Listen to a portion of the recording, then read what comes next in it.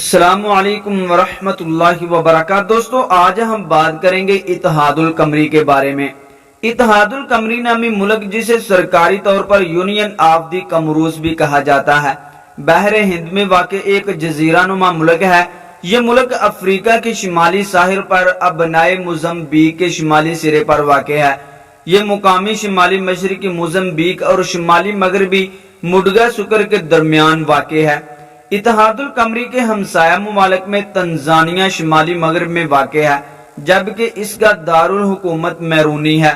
دوستو اس کی تاریخ کی بات کریں، اس ملک کا کل رقبہ 1862 مربع کلومیٹر ہے، جو افریقہ کا تیسرا چھوٹا ملک ہے۔ اس کی آبادی کا اندازہ لگائیں تو 7,98,000 ہے، جو افریقہ میں چھٹے نمبر پر سب سے کم آبادی ہے۔ تاہم آبادی کی گنجانی کے لحاظ سے افریقہ کے گنجان آباد ترین ممالک میں سے ایک ہے۔ اس کا نام عربی کے لفظ قمر یعنی کہ چاند سے نکلا ہے۔ یہ جزیرہ نما اپنی ثقافتی تنوع اور تاریخ کے حوالے سے مشہور ہے۔ یہاں 3 سرکاری زبانیں بولی جاتی ہیں، جو کہ فرانسیسی، عربی اور کیمرون ہیں۔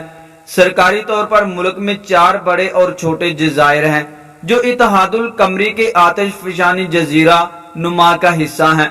یونین آف دی کمروز یعنی کہ اتحاد القمری افریقی یونین فرانسی بولنے والے ممالک اسلامی کانفرنس کی تنظیم، عرب لیگ اور بحر ہند کمیشن کا رکن ہے۔ 2008 کے اعداد و شمار کے مطابق نصف آبادی غربت کی شرح سے نیچے رہ رہی تھی۔ پہلی بار ان جزائر میں انسانی آبادی کا اندازہ افریقی اور آسٹریلین لوگوں کا لگایا گیا ہے، جو کشتیوں کے ذریعے یہاں آن آباد ہوئے تھے۔ یہ لوگ 6 صدی عیسوی میں آئے تھے، جو آثار قدیمہ سے ثابت ہوتا ہے۔ سواحلی آبادکار بنٹو قبائل کے پھیلاؤ کے دور میں ادھر آتے رہے تھے۔ قبل از اسلام کی داستان کے مطابق ایک جن نے یہاں ایک موتی گرایا تھا، جو ایک بہت بڑا آتشی حلقہ بن گیا تھا۔ بعد میں یہ آتشی حلقہ آتش فشاں بنا۔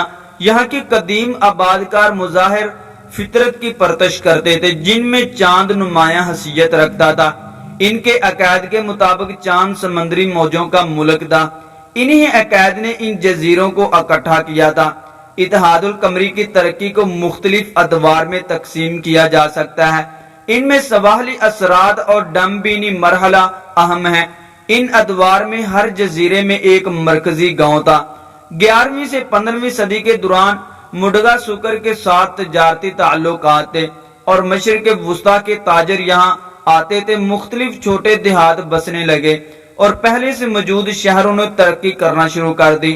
933 عیسوی میں مسعودی امانی ملاح کا تذکرہ ملتا ہے، جو ان جزائر کو خوشبو کے جزائر کہتے تھے۔ 1154 میں عرب جغرافیہ دان الدریسی نے پہلی بار نقشے پر جزائر القمر کو ظاہر کیا اور اس بات کا بھی ذکر کیا کہ کیسے ان جزائر کے افراد سونے اور ہاتھی کے دانت کے بدلے مشرقی افریقہ کو دیہاتی اوزار بیچتے تھے۔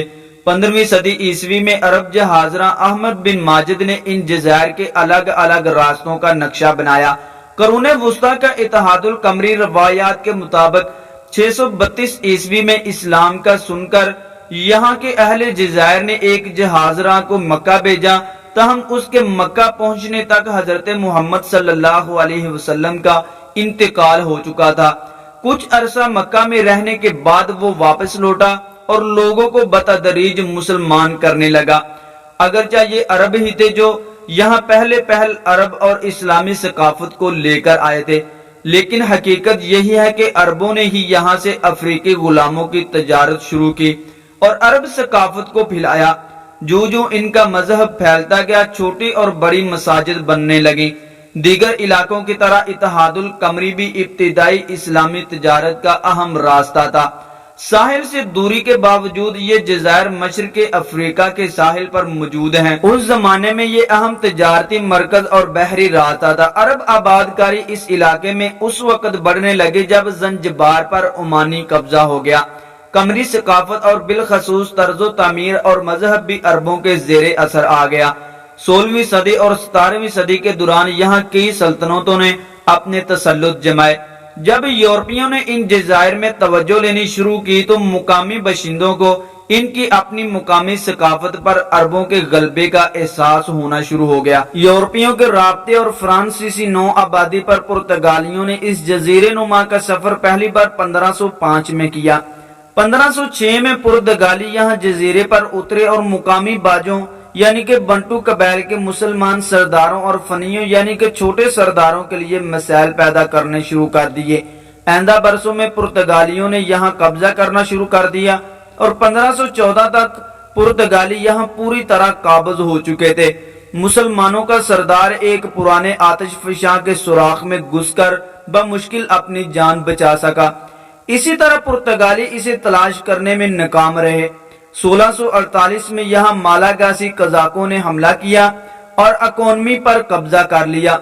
اسی طرح 1793 میں مڈگا سکر کے مالاگاسی حملہ آوروں نے غلاموں کی تلاش میں ان جزائر پر حملے شروع کر دیے، تاہم بعد ازاں وہ یہاں رک کر رہنا شروع ہو گیا۔ 1886 میں موہیلی کو فرانس کی ذمہ دار بنا دیا گیا۔ اسی سال اتحاد القمری کے سلطان سعید علی نے اپنے جزیرے کو فرانس کی پناہ میں دینے پر آمادگی ظاہر کی، تاہم 1909 تک سلطان اس جزیرے پر حکمرانی کرتے رہے۔ 1909 میں انجوان کے سلطان سعید محمد نے اس علاقے کو فرانس کے حوالے کر دیا۔ 1912 میں اسے باقاعدہ فرانس کی نو آبادی بنا دیا گیا۔ ہندوستان اور مشرق بعید کی طرف جانے والے تاجروں کے لیے اتحاد القمری پڑاؤ کا کام دیتا تھا، تاہم نہر سویز کے کھلنے کے بعد یہاں سے تجارتی آمد و رفت بہت کم ہو گئی۔ اتحاد القمری کی اپنی پیداوار میں ناریل، مویشی اور کچھووں کے خول شامل تھے۔ فرانسیسی آبادکاروں، فرانسی ملکیت والی کمپنیوں اور امیر عربوں نے یہاں کاشتکاری پر توجہ دی اور اب یہاں کی زمین کا 1/3 حصہ برآمدی فصلوں سے متعلق ہے۔ فرانس کا حصہ بننے کے بعد یہاں گنا وغیرہ کاشت ہونے لگا۔ دیگر جزیروں پر بھی کاشتکاری شروع ہو گئی اور اہم فصلوں میں یلانگ، وینا کافی، کوکا بین اور سیسل متعارف کروائے گئے۔ 1973 میں فرانس سے ہونے والے معاہدے کے تحت اتحاد القمری کو 1978 میں آزادی مل جانی تھی۔ چاروں جزیروں پر رائے شماری کرائی گئی۔ 3 جزیروں سے آزادی کے حق میں بہت بڑی اکثریت نے ووٹ ڈالا، جبکہ چوتھے جزیرے نے فرانس کے ماتحت رہنے کو ترجیح دی۔ تاہم 6 جولائی 1975 کو اتحاد القمری کی پارلیمان نے فرانس سے آزادی کے حق میں قرارداد منظور کی۔ احمد عبداللہ نے آزادی کا باقاعدہ اعلان کیا اور اس کے پہلے صدر منتخب ہوئے۔ آزادی کے آئندہ 30 سال کا عرصہ سیاسی طور پر طواف الملوکی کا شکار رہا۔ 3 اگست 1975 کو فرانسیسی حکومت کی حمایت سے بابے ڈینارڈ نے صدر احمد عبداللہ کو فوجی بغاوت کے ذریعے عہدے سے ہٹا دیا۔ ان کی جگہ یونائیٹڈ نیشنل فرنٹ آف کمروز کے رکن شہزادہ سعید محمد جعفر کو صدر بنا دیا گیا۔ 1976 میں چند ماہ بعد انہیں ہٹا کر وزیر دفاع کو صدر بنا دیا گیا۔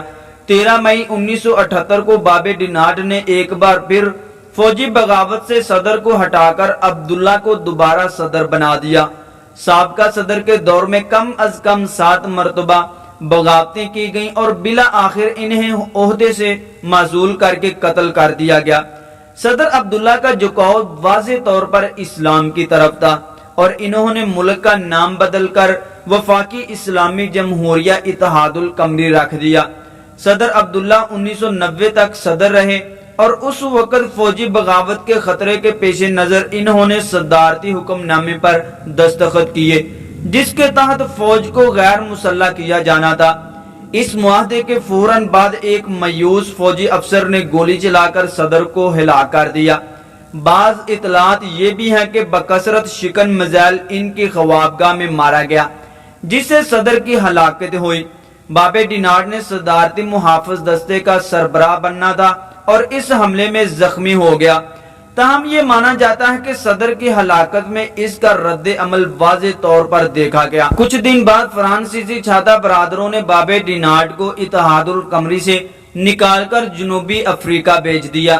سعید محمد جوہر کو صدر بنا دیا گیا، جو کہ ستمبر 1995 تک صدر رہے۔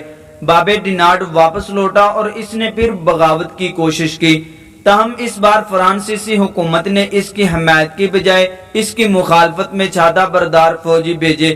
اور بابے ڈینارڈ کو ہتھیار ڈالنے پر مجبور کر دیا۔ اپریل 1997 میں ہونے والی ایک اور فوجی بغاوت کے نتیجے میں عبوری صدر کو ہٹا کر فوجی جنرل نے اقتدار پر قبضہ کر لیا۔ 1975 میں آزاد ہونے کے بعد سے اب تک کمروز میں یہ 18ویں فوجی بغاوت تھی۔ یہ فوجی جنرل جن کا نام ازالی تھا 2002 میں اقتدار سے الگ ہوئے اور نئے صدر کا انتخاب عمل میں آیا۔ اس بار صدارتی انتخاب اسی فوجی جنرل ازالی نے جیتا، تاہم یہ صدر جمہور کی بجائے آمرانہ مزاج رکھتے تھے۔ 2006 کے انتخابات میں سنی مسلمان احمد عبداللہ محمد سنبی کو نیا صدر چن لیا گیا۔ یہ صدر ساری زندگی ایران میں اسلام کی تعلیم حاصل کرتے رہے اور انہیں ایت اللہ کہا جاتا تھا۔ ازالی نے انتخابات کے نتائج کو خوش دلی سے قبول کیا اور اس جزیرہ نما میں پہلی بار پرامن انتقال اقتدار ہوا۔ فرانس سے آزادی کے بعد سے اب تک اتحاد القمری میں 20 سے زیادہ فوجی بغاوتیں ہو چکی ہیں۔ دوستو جغرافیہ کی بات کریں، اتحاد القمری کل 4 جزیرے اور بے شمار چھوٹے جزائر پر مشتمل ہے۔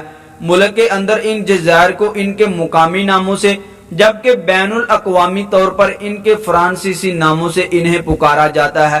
اتحاد القمری کا سب سے بڑا شہر میرونی ہے۔ یہ ملک بحر ہند میں ابنائے مزمبیق پر افریقی ساحل اور مڈغاسکر کے درمیان موجود ہے۔ 2235 مربع کلومیٹر کے کل رقبے کے ساتھ اسے دنیا کے مختصر ترین ملکوں میں شمار کیا جاتا ہے۔ اتحاد القمری 320 مربع کلومیٹر جتنے سمندر پر اپنے حقوق رکھتا ہے۔ جزائر کی سطح نشیبی میدانوں سے لے کر کم بلند پہاڑوں پر مشتمل ہے۔ یہاں کا موسم استوائی اور معتدل نوعیت کا ہے۔ سال میں 2 موسم تر اور خشک ہوتے ہیں۔ مارچ سب سے گرم مہینہ ہے جس میں اوسط درجہ حرارت 29 سے لے کر 30 ڈگری تک رہتا ہے۔ اوسط کم درجہ حرارت 19 ڈگری رہتا ہے۔ ان جزائر میں شاد و نادر سائیکلون آتے ہیں۔ اتحاد القمری کے یہ جزائر آتش فشانی عمل سے پیدا ہوئے ہیں۔ اگر حکومت کی بات کی جائے تو وفاقی صدارتی جمہوریہ ہونے کے اصولوں کے مطابق اتحاد القمری کا کام چلتا ہے۔ اتحاد القمری کے صدر کو حکومت اور ملک کے سربراہ کی حیثیت ملی ہوتی ہے۔ ملک میں کثیر الجماعتی نظام ہے۔ حکومت کے پاس انتظامی اختیارات ہوتے ہیں۔ وفاقی قانون سازی کا حق حکومت اور پارلیمان دونوں کو ملا ہوا ہے۔ آئین کے مطابق حکومت میں اسلامی اثر غالب ہے، انسانی حقوق کی ضمانت دی گئی ہے اور جمہوریت وغیرہ پر زور دیا گیا ہے۔ اس اتحاد کے اندر ہر جزیرے کو خاصی حد تک خود مختاری ملی ہوتی ہے۔ ان کے اپنے آئین اور صدور اور پارلیمان ہیں۔ ملک کے صدر کا عہدہ باری باری تمام جزائر کے پاس رہتا ہے۔ اتحاد القمری کا قانون نظام اسلامی فرانسیسی اور ریاست کے اپنے بنائے گئے قوانین پر مبنی ہے۔ گاؤں کے بڑے یا سردار زیادہ تر جھگڑوں کو خود ہی حل کر لیتے ہیں۔ عدلیہ اور انتظامیہ سے آزاد رہ کر کام کرتے ہیں۔ سپریم کورٹ آئینی کونسل کا کام بھی کرتی ہے۔ حکومتی کوتاہیوں کی صورت میں سپریم کورٹ اس کی تحقیق کرتی ہے۔